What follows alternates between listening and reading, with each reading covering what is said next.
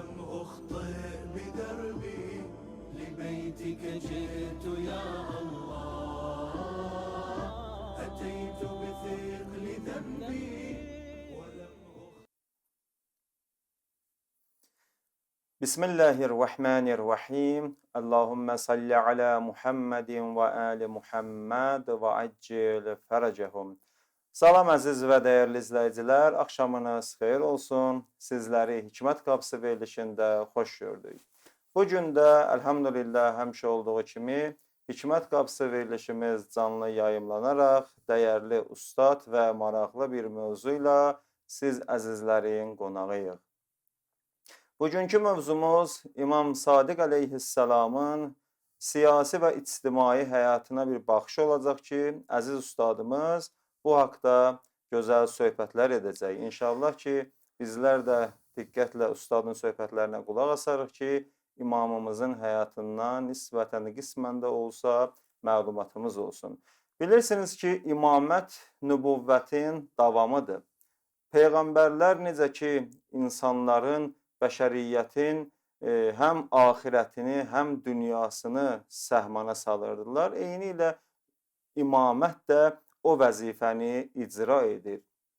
Baxın, Peyğəmbər salavatullah insanlar üçün ən gözəl nümunədir ki, Quranda da Allah Teala onu usvatun həsənə adlandırır. Yəni, Peyğəmbər bəşəriyyət üçün, insanlıq üçün ən gözəl nümunədir. Necə ki, Peyğəmbərimizin həm fərdi həyatı, həm siyasi, ictimai həyatı bizlər üçün nümunədir. Gərək insanlar Peyğəmbərimizin həyatına baxa, ondan özü üçün həm fərdi həyatında, həm siyasi, həm ictimai həyatında dərs götürə.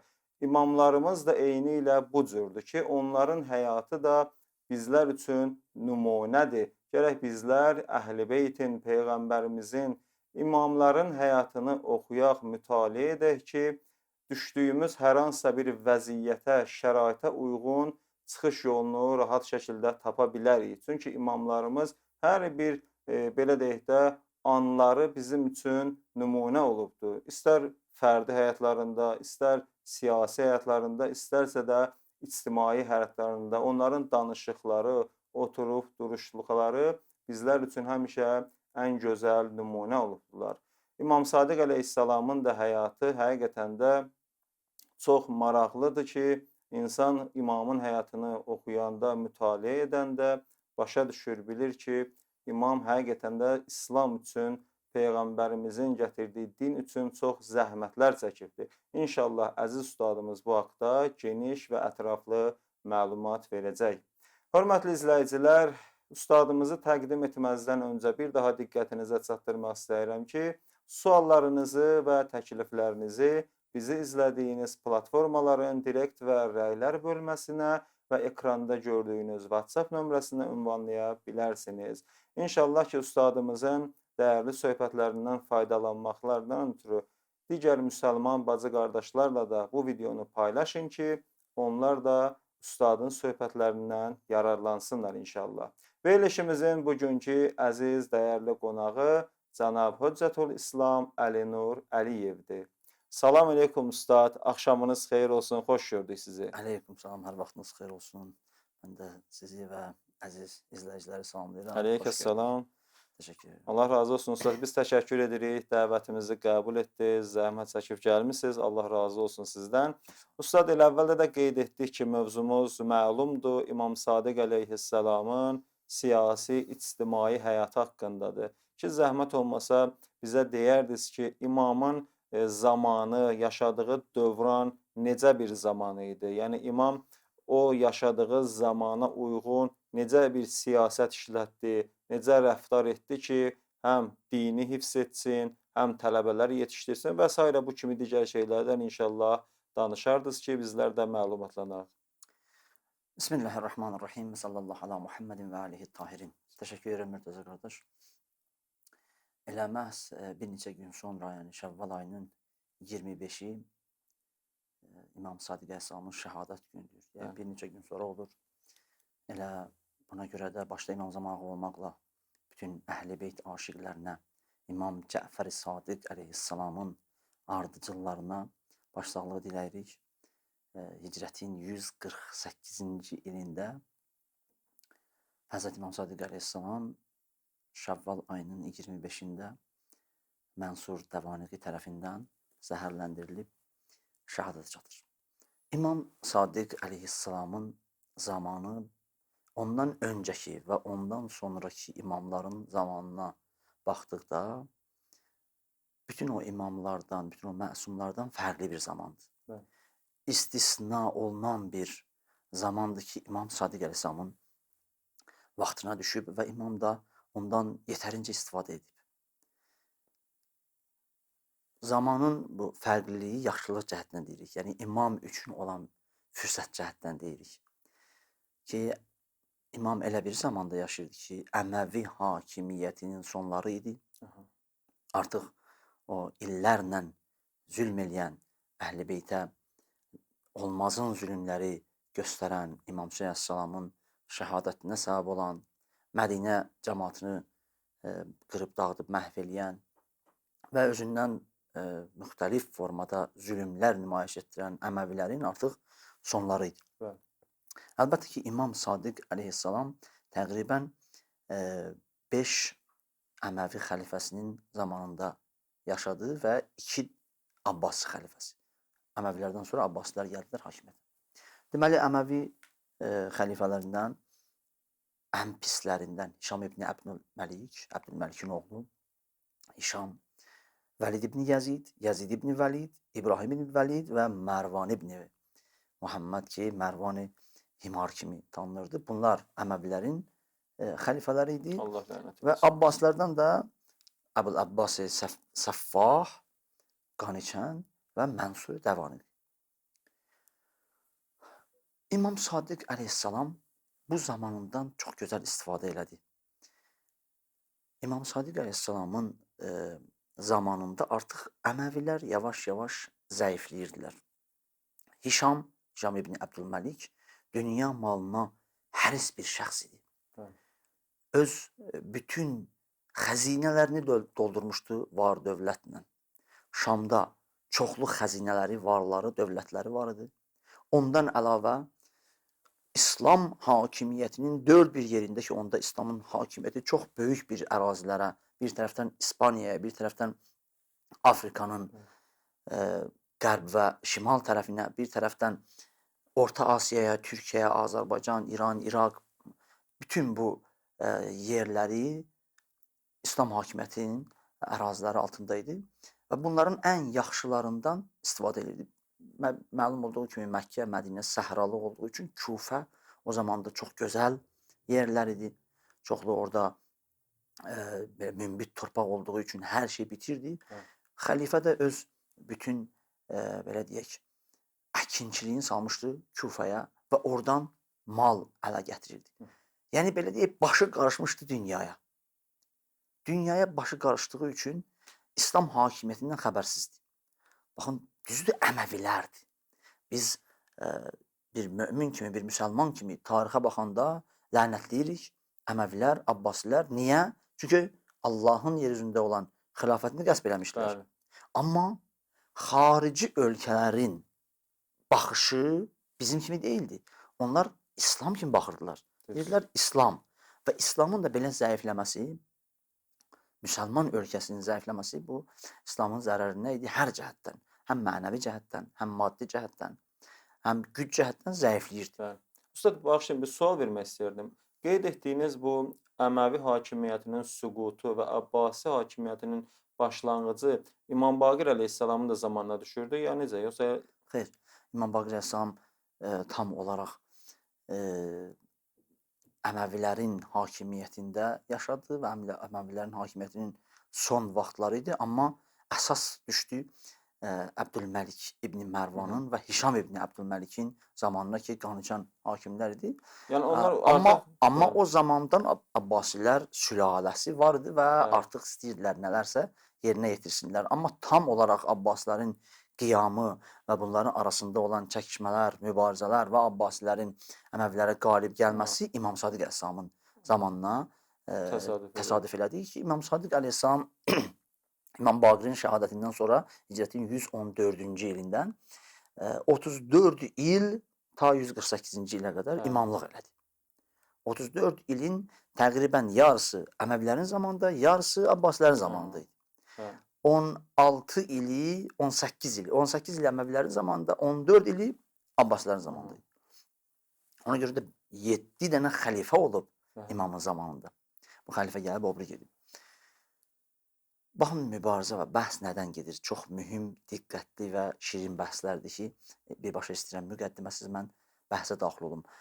Əməvi hakimi başı qarışıq idi dünyaya və dünya malına və ondan sonrakilər də ondan daha çox və ondan xəlifəlikdə daha zəif olan şəxslərdir. Bir halda ki, Hişam öz zamanında, öz xəlifəliyinin əvvəllərində hamı tərəfindən tanınan bir şəxsdir. Hişam rəculun, Hişam böyük bir kişidir, belə bir şeylər danışardılar ondan. Amma qorxardı onun zamanında.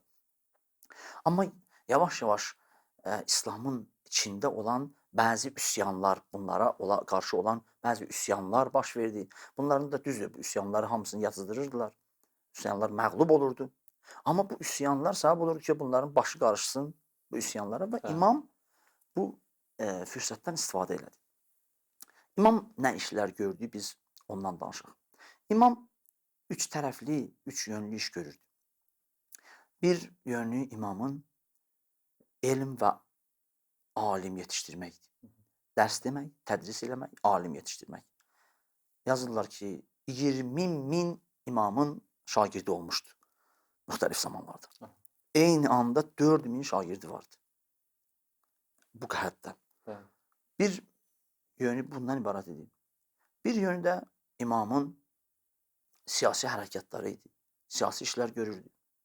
Hətta yəni imamın bu elmi məsələləri tarixə bir baxanda açıq aydın görsənir və demək olar ki, hamı, hətta İmam Sadiq, İmam Baqiri ancaq alim kimi, elm əhli kimi, ancaq çünki bizim hədislərimizin 90%-i qalas Sadiq, qalal Baqir, İmam Baqir buyurdu, İmam Sadiq buyurdu. Hamı ilə fikirləşir ki, bunlar elmlə məşğul idilər və siyasətlə heç məşğul deyildilər.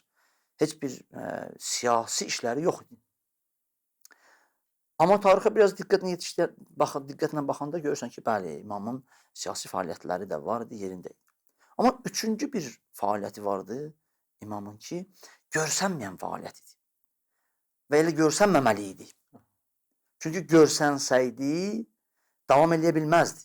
Elə yerindəcə boğulacaqdı. O da imamın təşkilat yaratması, vəkillərinin vasitəsilə təşkilat yaratması idi. Yəni, mütəşəkkil olaraq iş görməsi idi. Belə deyək, hər tərəfdən öz siyasi qollarının hər yerdə olması idi. Dediyim kimi, dünyanın dörd bir yerinə İslam yayılmışdı o vaxt. Qüdrətli ölkələrdən biri idi o vaxtı. Və imamın da həmin vaxtı İsfahanda, Xorasanda, Reydə, İraqda, müxtəlif yerlərində, Bəsrədə, Küfədə, Hicazda və müxtəlif yerlərdə imamın aşiqləri vardı. İmamın tərəfdarları vardı. Burada da aşiq fərqlidir. İmamı sevən fərqlidir. Niyə fərqlidir? İmam, yəni biz burada imamın ümumi olaraq sevgisindən, hubbi Ali Muhammeddən danışmırıq ki, demək olar ki, bu çox adamda vardı. İmamları sevməkdə heç bir müşkilləri yox idi. İmam əgər onların işlərinə qarışmasaydı, heç bir problemləri yox idi imamla. Söhbət burada imamın vilayətindən gedirdi. İmam öz vilayətini haralara çatdırmışdı. Kimlər imamın vilayətini qəbul eləmişlər və imamın vilayətində nə qədər bunlar möhkəm idilər. Söhbət bundan gedir. Yoxsa ki, deyirəm, sevgi, əhl-i beyt sevgisi vardı. Yazır ki, bir nəfər imamın tərəfdarlarından biri indi, ya imamın əmri ilə o yazılmır, ya imamın istəyinə uyğun olaraq özünün nəticəyə gəldiyi bir işə görə qalxır Mədinədən gəlir Xorasan vilayəti. Xorasan vilayəti onda bütün bu torpaqlar sahilirdi təqribən. Gəlir Xorasan vilayətinə, başlayır insanları, ki Əhl-i Beyt tərəfdarları orada çoxdur, Əhl-i Beyti sevənlər çoxdur. Başlayır insanları imama tərəf dəvət eləməyə. İmamın vilayətinə dəvət eləməyə. Bəziləri deyirlər ki, yox, elə gəlmişdi imamları təbliğ eləməyə, imamları tanıyın, sevin. Amma bizim bəzi alimlərimiz deyirlər ki, bu yersiz bir şeydir. Əgər imamın ancaq sevgisinə dəvət eləsəydi, bunun üçün biz bilirik ki, çoxları imamı sevirdilər. Və Əhl-i Beytin, yəni peyğəmbərin ailəsi olaraq sevməkdə heç problem yoxdur. Bu birinci dəlil. İkinci dəlil budur ki, o kişi gəlir Xorasanda insanları dəvət eləyir. Bəziləri qəbul eləyir, bəziləri qəbul eləmir. Deyir ki, məsələn, imamın məhəbbətini əgər dəvət eləyirlərsə, niyə qəbul eləməsinlər ki, necə ki, bəhs edirlər, Qədirxumda deyirlər ki, burada dedi ki, burada deyəndə Moğla sözü, yəni sevgi, məhəbbət, imamı sevmək, imamı sevin.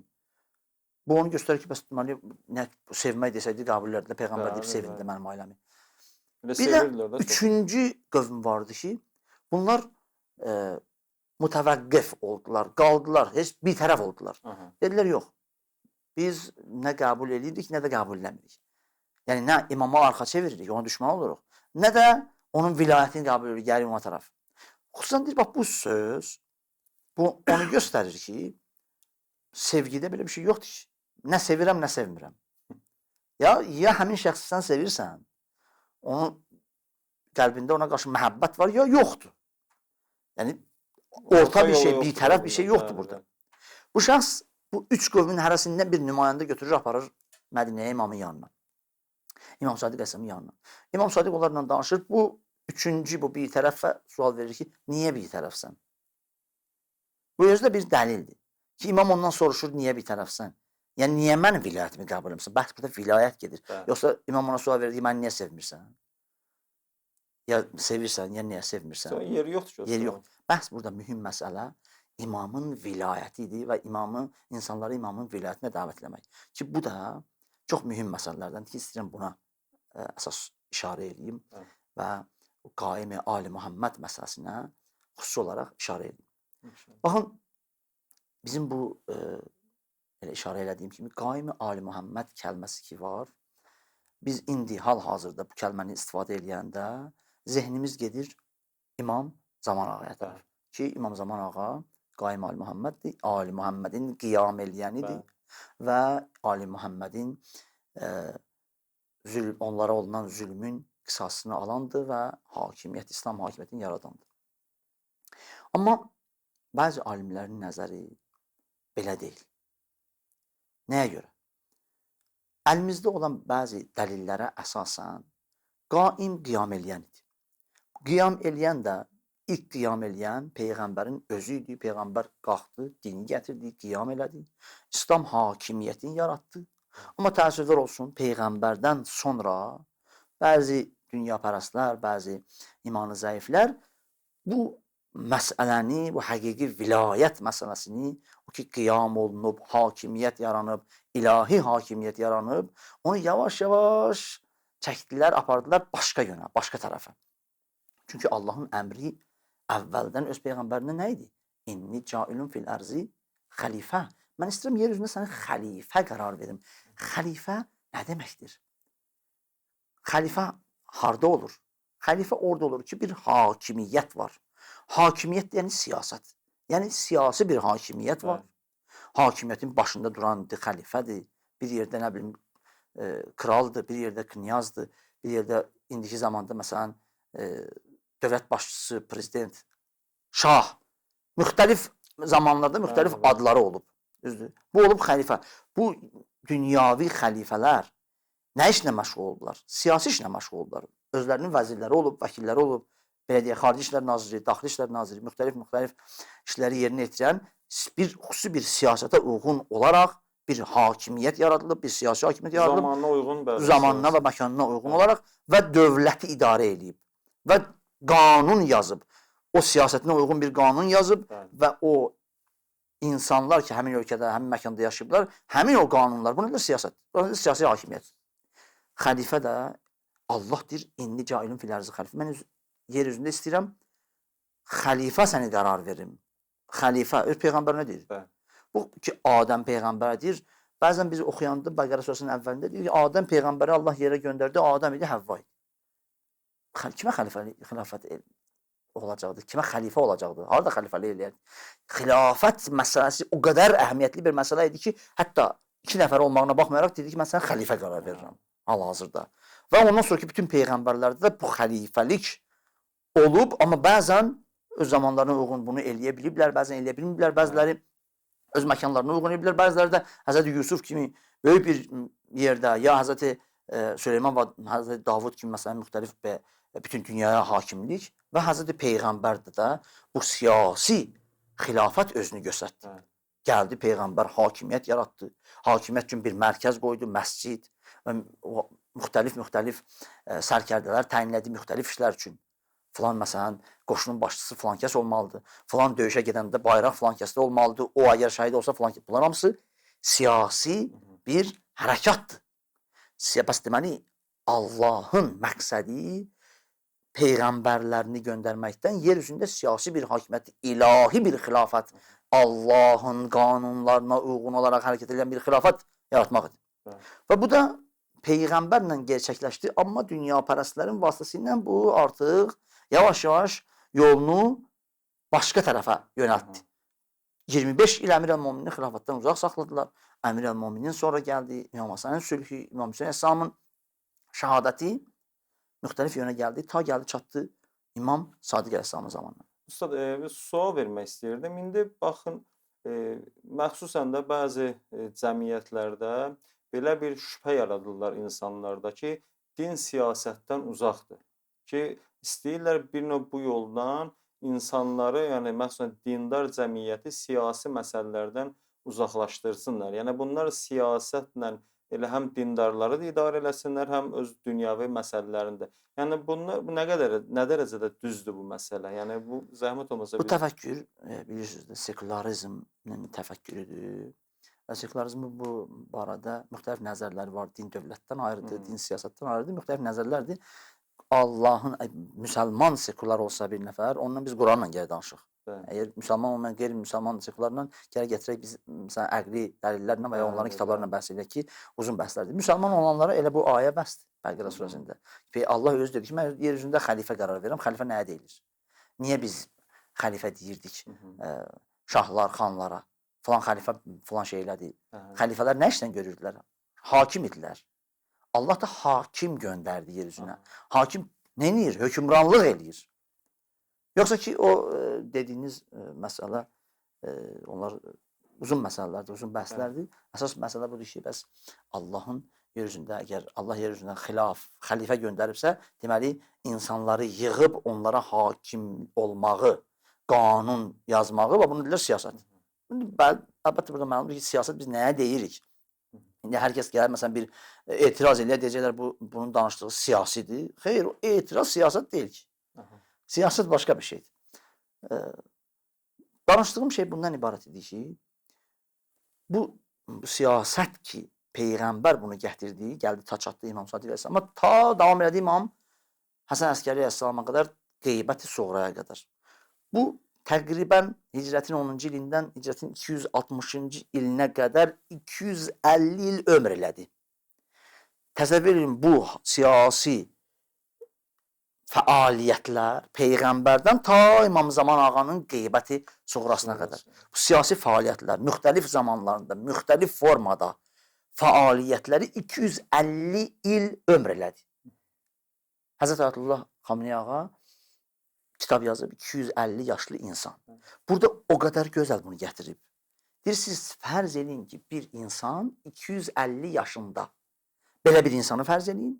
Yəni, imamları bir-birinizdən ayırmayın. Ki, İmam Həsən Əleyhisselam neynədi, İmam Baqir Əleyhisselam neynədi, Əmir-əl-Möminin neynədi? Xeyr. Siz fərz edin ki, çünki bunlar bir hədəflə gəlmişdilər. Eyni hədəf üçün gəlmişdilər, həmin hədəfləri də siyasi İslamı yer üzündə yaratmaqdır. Allahın xəlifəliyini, xilafətini həmin istədiyi siyasi İslam idi. Onu yaratmaqdır. Əgər bəziləri desələr, xeyr, elə deyil, Əmir-əl-Möminin belə elədi, İmam Həsən deyir ki, xeyr, siz bir insanı təsəvvür edin ki, 250 yaşında bir insan Əmir-əl-Möminin kimi xəvariclə döyüşdü, İmam Həsən kimi sülh elədi Müaviyyə ilə, İmam Hüseyin Əsəlam kimi şəhid oldu, getdi, mübarizə elədi, mübarizə apardı yerzə qarşı. İmam Səccad Əsəlam kimi təqiyyədə səbirlədi, İmam Baqir kimi elmi gəldi, açdı insanlar üçün və ta İmam Həsən Əskəri Əleyhisselama qədər bu davam elədi. Bəs əgər biz bu gözlə baxsaq, baxarıq ki, elə bil İslam müxtəlif formalarda öz zamanına uyğun olaraq bir şəxs İslamda bir xəlifə olub, 250 yaş yaşayıb və müxtəlif formada da nə edib? O zamanına uyğun olaraq fəaliyyət göstərib. İndi bu fəaliyyətlər gəlib İmam Sadiq Əleyhisselam zamanı çatıb. Necə gəlib çatıb? Peyğəmbərin dediğim yaratdığı bu hakimiyyət təəssüflər olsun. Bunu çəkdilər artıq başqa yönə. Artıq o həqiqi İslamı yavaş-yavaş yolundan döndərdilər. Niyə? Çünki İmam Hasan Əleyhisselam məcbur oldu, sülh eləsin, İslam aradan gedir tam olaraq. Və elə oldu ki, İmam Hüseyin Əleyhisselam da gəldi, qalxdı mübarizəyə, şəhid oldu. Amma hədislər, bəzi hədislər var, bizə gəlib çatan hədislər. Əbu Həmzə Somalidən var hədis ki, İmam Baqir Əleyhisselamdan nəql edir Əbu Həmzə Somali.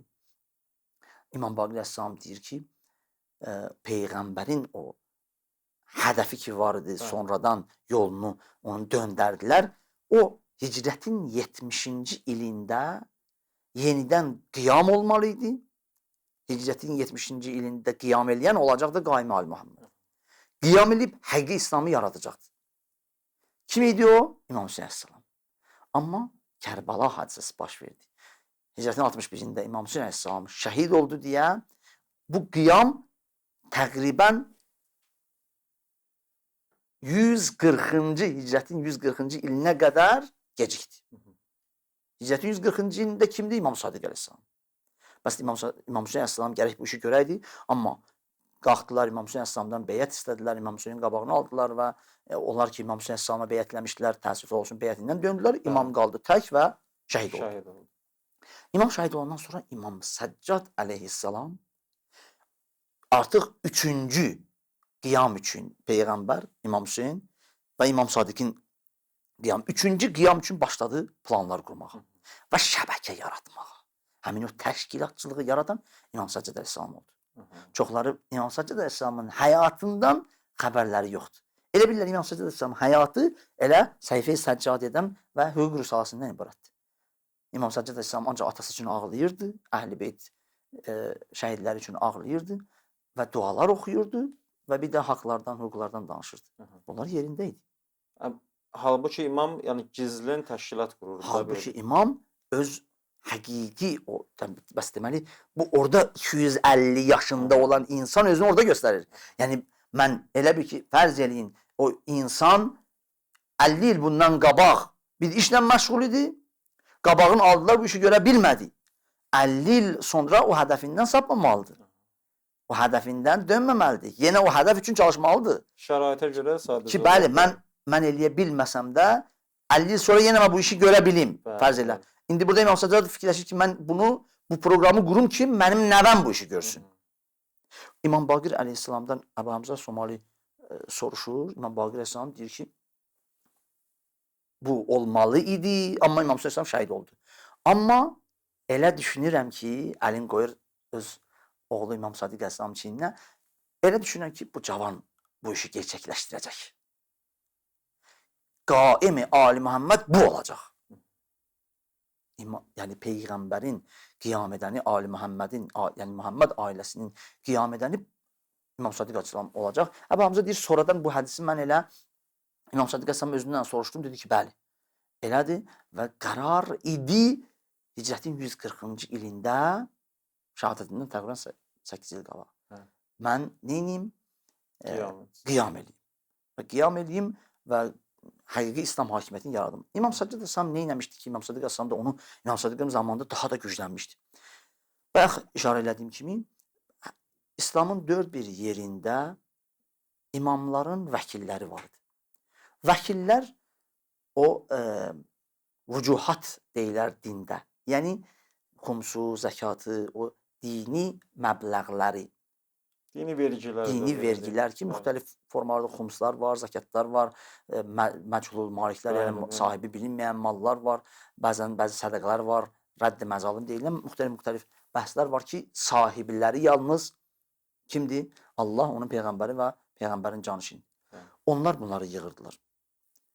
Bunlar, yəni bu bəzi şəhərlərdə elə insanlar vardı, Mürtəza qardaş, tamamilə bütün insanlardan fərqli idilər.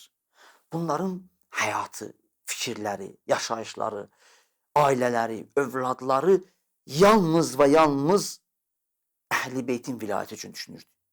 Bunların Əhl-i Beytin vilayətindən başqa düşündükləri heç bir şey yoxdur. Bunlar ümumiyyətlə dünyanı düşünmürdülər. Bunlar fikirləşirdilər ki, bu dəqiqə mümkündür ki, mən ölüm, tamam, ömrüm bitsin.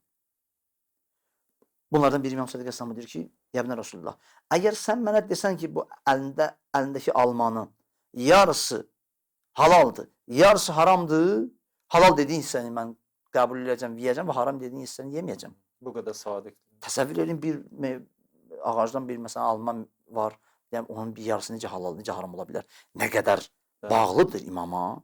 İmamın bağlılığı buna göstərir ki, yəni sən hər nə desən mən onu səndən qəbul edirəm. Bu formada olan müxtəlif misallar var. Ustad, bir dənə də sual vermək istəyərdim.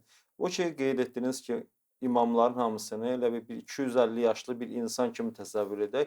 Bəs onda biz belə deyə bilərikmi ki, belə deyək də, İmam Sadiq əleyhissalamın yerində ayrı bir imam olsaydı, İmam Hüseyin əleyhissalam olsaydı, ya başqa bir imam olsaydı, o elə İmam Sadiqin gördüyü işi gördü. Ya İmam Hüseyin əleyhissalamın yerində ayrı bir imam olsaydı, ya İmam Səccad, ya İmam Baqir əleyhissalam olsaydı, o orada şahid olardı. O cürdür, çox dəqiq bir nöqtəyə işarə elədiniz.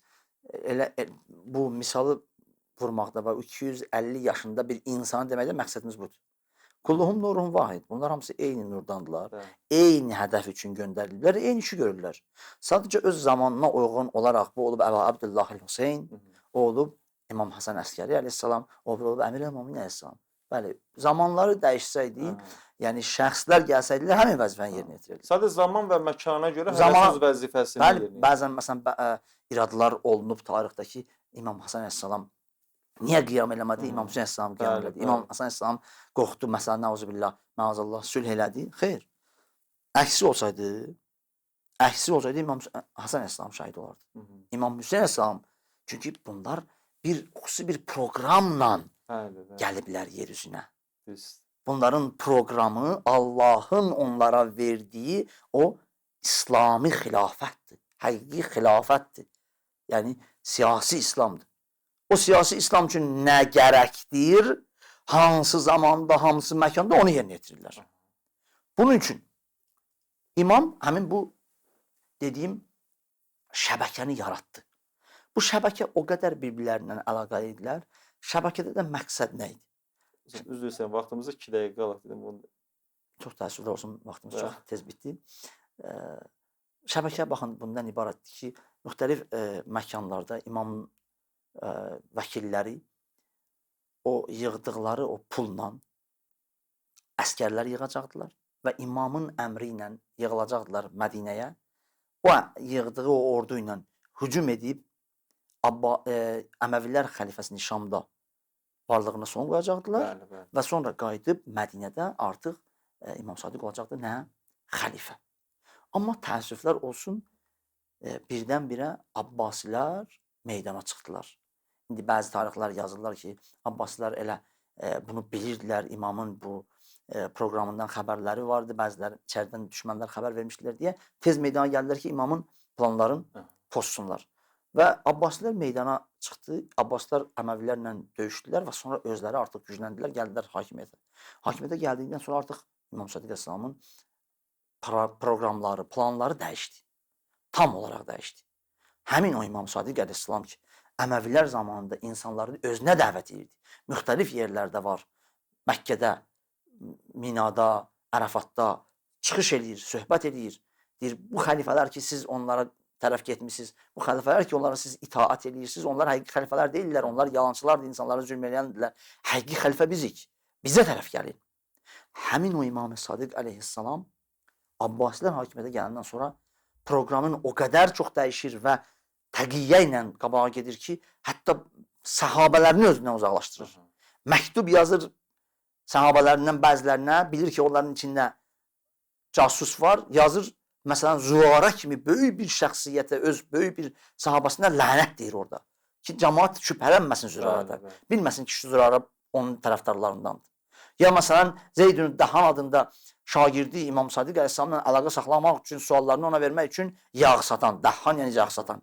Yağ tuluğunun içinə suallarını yazır, dəriyə qoyur, verir İmamın xadiminə, İmam xadimi aparır, məsələni apardı, pulu gətirir, sualların cavabını gətirir, verir.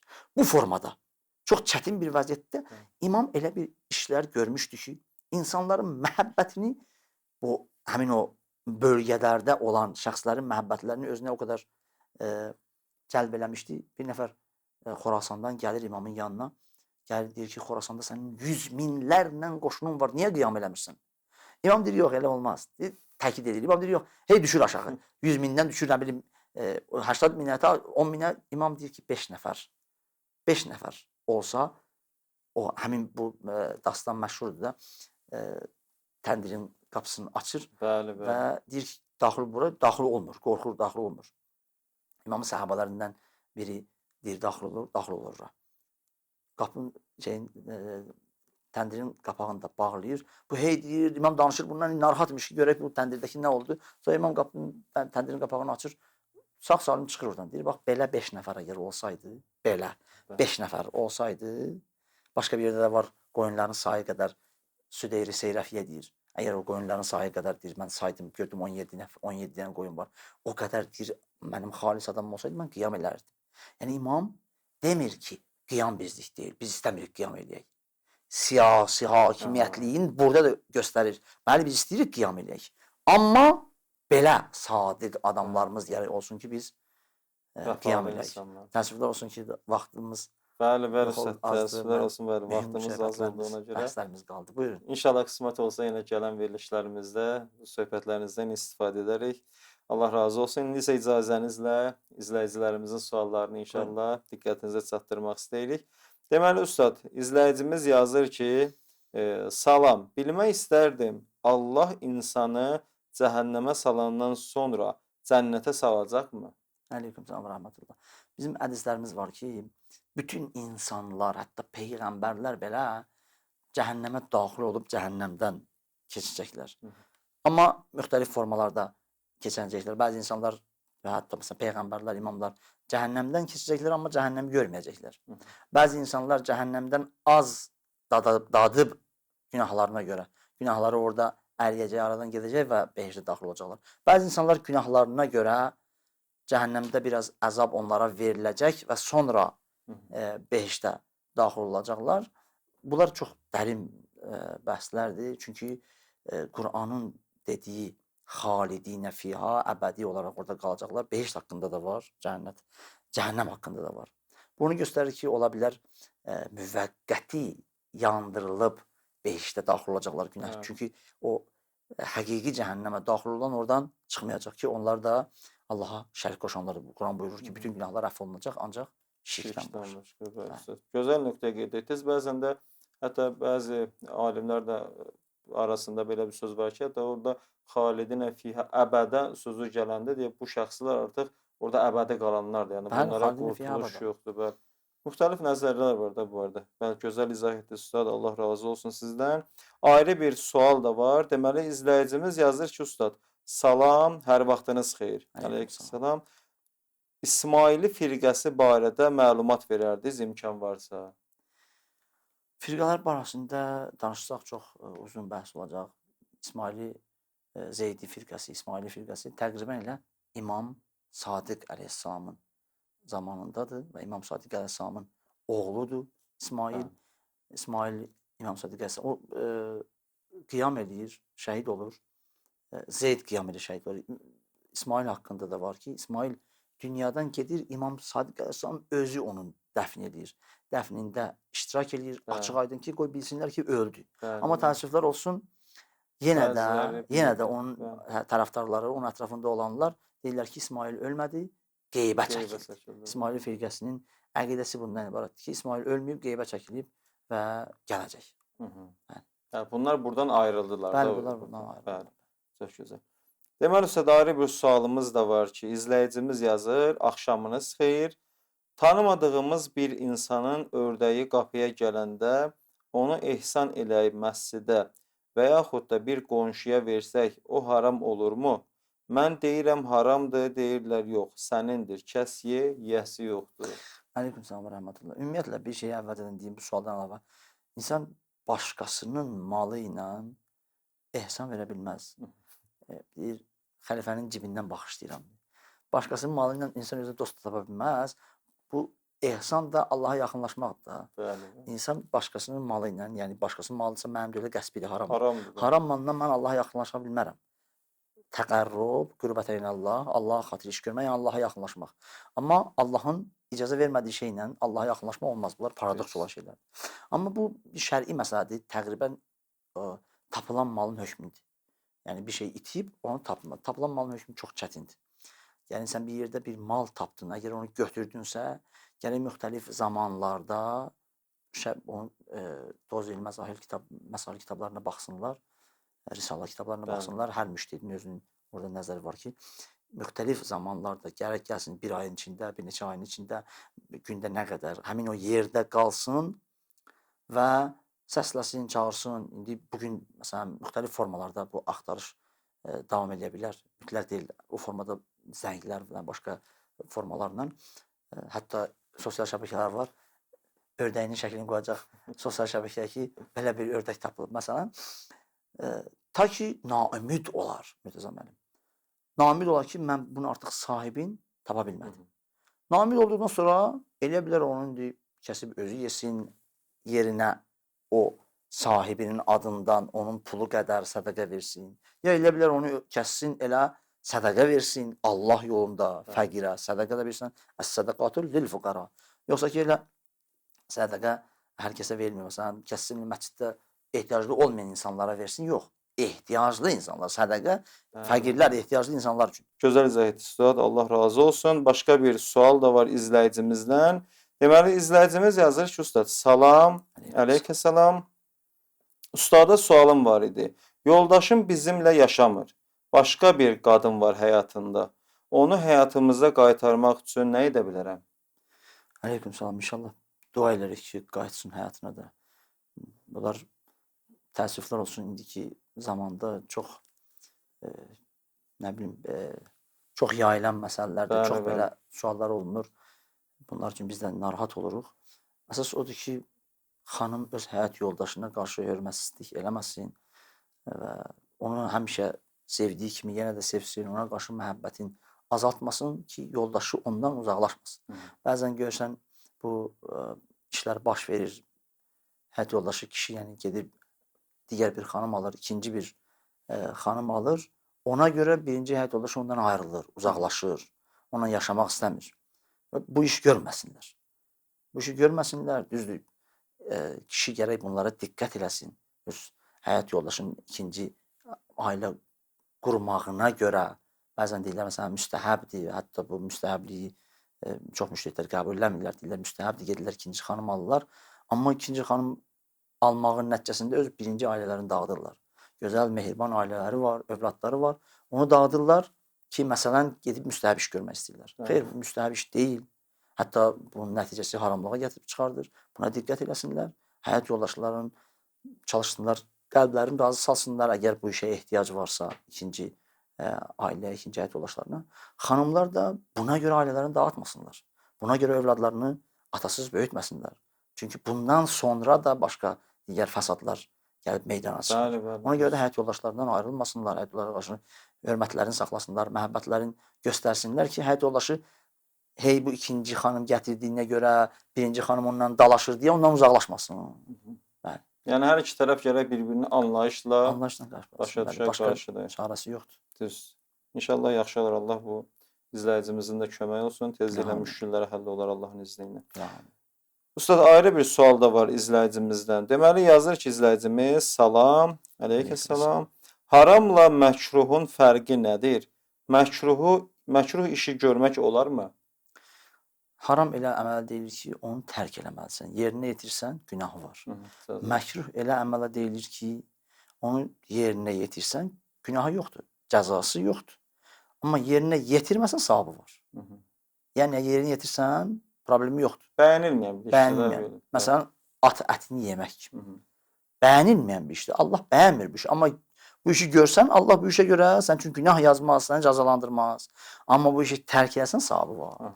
Bəli, çox gözəl olsun. Allah razı olsun Ustad. Vaxtımız demək olar ki, artıq tamamdır. Başqa bir sualları da artıq səsləndirə bilməyəcəyik. İnşallah sonunda sizdən bir dua istəyərdik ki, dua edəriz inşallah. İcazə versəydiniz mən dua yerinə xırda bir mətləb vardı, onu Bəli, bəli, deyərdim. ustad, buyurun. Çox mühüm məsələ idi, istəyirdim işarə eləyim. Qaim Al-Muhammədə ki, işarə elədim. Bəli. Burada bəziləri elə fikirləşirlər ki, İmam Zaman ağanın adı ki, Muhamməddir. Bəli. Bu adı İmam Zaman ağanın qeyb dövründə, hal-hazırki zamanda çəkmək olmaz, haramdır, icazəli deyil. Bəzən buna uyğun hətta hədislər də var. Amma hədislər var, sübut eləyir və göstərir ki, bu belə deyil. Bu ki, haram idi, qaimi Ali Muhamməd olmaq idi. Ona görə haram idi. Niyə? Çünki düşmən axtarırdı, görün Peyğəmbərin qaimi, qiyam eləyəni kimdir, onu tapaq. Onu axtarırdılar. İmamların hədisləri bunu göstərir. Müxtəlif hədislər var, Əl-Kafidə də hədis var. Oxuyurdum, bayaq mütaliə edirdim ki, səhih hədislər də bunu göstərir ki, qiyam eləyəni axtarırdılar. Qiyam eləyəni axtarırdılar deyə İmam Zaman ağanın qeybət suğrasında dedilər, İmam Zamanın adı çəkilməsin. Adı çəkilsə biləcəklər ki, artıq Muhamməd kimdir və onu tapacaqlar və onu da digər imamlar kimi şəhid eləyəcəklər.